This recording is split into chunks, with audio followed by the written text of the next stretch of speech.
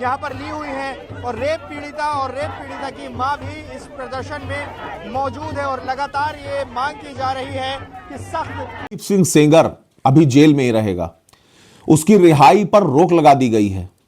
आपको जानकारी दे दें कि सुप्रीम कोर्ट के द्वारा उन्नाव रेप कांड के अभियुक्त पूर्व विधायक कुलदीप सिंह सेंगर को दिल्ली उच्च न्यायालय द्वारा प्रदान की गई जमानत और सजा के निलंबन पर रोक लगा दी गई है।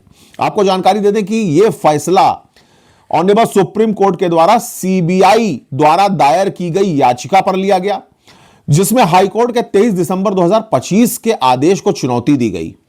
दिल्ली हाईकोर्ट ने कुलदीप सिंह सेंगर की आजीवन कारावास की सजा को अपील के लंबित रहने तक निलंबित करते हुए सशर्त जमानत दे दी थी, लेकिन सेंगर अभी जेल में ही है, क्योंकि पीड़िता की पिता की हत्या के एक अन्य मामले में कुलदीप सेंगर को 10 वर्ष की सजा दी गई थी। सीबीआई ने यह तर्क दिया है कि सेंगर एक प्रभावशाली व्यक्ति है और रिहा होने पर पीड़िता व परिवार को खतरा हो सकता है, साथ ही पॉक्सो एक्ट का भी उल्लंघन होगा।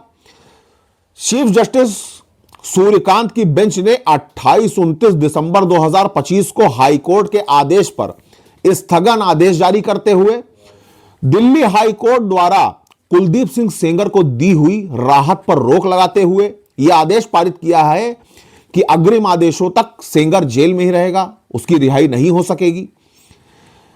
और साथ ही साथ सेंगर को नोटिस देकर 1 से 4 सप्ताह के बीच जवाब मांगा गया है कि 4 सप्ताह में इस विषय पर आप अपना स्पष्टीकरण दें। कोर्ट ने आरोपों को गंभीर बताते हुए यह भी कहा है कि इस अपराधी को किसी मामले में जमानत नहीं मिलनी चाहिए। यह बहुत बड़ा एक फैसला लिया ऑनरेबल सुप्रीम कोर्ट ने। सेंगर की रिहाई पर रोक लग जाने के कारण वो जेल से बाहर नहीं निकल पाएंगे, फिलहाल वो जेल में ही रहेगा और अपील पर आगे सुनवाई चलती रहेगी। यह मामला सन 2019 का है, जब सेंगर को बलात्कार के लिए उम्र कैद की सजा सुनाई गई थी। देखिए कितनी ताकत है जनता की आवाज में, कितनी ताकत है एक आम आदमी की आवाज में। आपके द्वारा जो प्रोटेस्ट किया जाता है वो जाया नहीं जाता।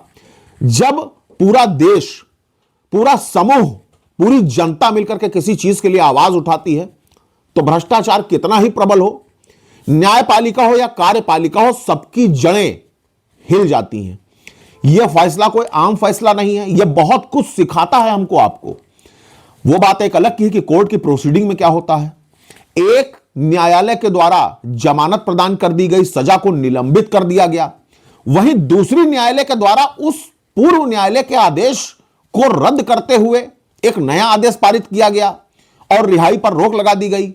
इसका मतलब है कि कोई भी व्यक्ति परफेक्ट नहीं हो सकता। कोई जरूरी नहीं कि न्यायपालिका कोई आदेश दे रही है तो वो सही ही हो। इस प्रकार के निर्णय नजीर बनते हैं और जस्टिस सूर्यकांत तो जब से बैठे हैं तब से हर गेंद पे वो हिट सिक्स मारते चले जा रहे हैं। उनके जितने भी फैसले आ रहे हैं, यकीन मानिए वो सारे के सारे फैसले इतने सराहनीय हैं, इतने ज्यादा देश हित में हैं कि उनसे सबको शिक्षा लेने की आवश्यकता है। लेकिन देखते हैं कि आगे इस मामले पर क्या होता है। फिलहाल सेंगर जेल में रहेगा और उसको बाहर निकलने का जो रास्ता उसका खुला था वो बंद हो चुका है, उस पर रोक लगा दी गई है। धन्यवाद।